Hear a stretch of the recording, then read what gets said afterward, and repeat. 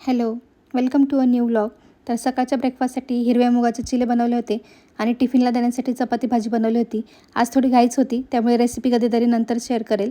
तर आज आपल्याला जायचं होतं लाडेसरच्या वॅक्सिनेशनसाठी, जे खूप दिवसापासून पेंडिंग होतं.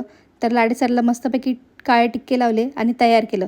इथे बघू शकता की तो किती खुश होता, कारण त्याला माहिती नाही आहे काय होणार आहे. त्याच्यानंतर मी पण रेडी झाले आणि हॉस्पिटलसाठी रॅपिडो बुक केली. आता काल रात्रीच जायचं होतं वॅक्सिनेशनसाठी, पण काय माहिती काल रात्री ओला किंवा रॅपिडो काही बुक होत नव्हतं. त्यामुळे म्हटलं सकाळी जाता येईल.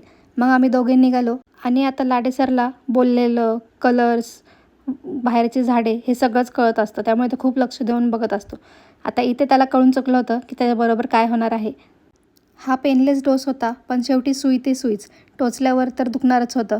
त्याच्यानंतर तो रडून रडून झोपला. तसेच मी मम्मीच्या घरी गेले, कारण तिचाही डोळा दुखत होता. त्यानंतर संध्याकाळी मी घरी परत आले. घरी आल्यावर मी त्याला शांत करण्यासाठी हा बॉल त्याच्या पाळण्यावरती बांधला. थोड्या वेळ तो खेळलाही, पण परत त्याचं रडणं सुरू झालं. त्यानंतर त्याला आरूने घेतलं आणि इथे बघू शकता ती कशी गाणी म्हणतीये.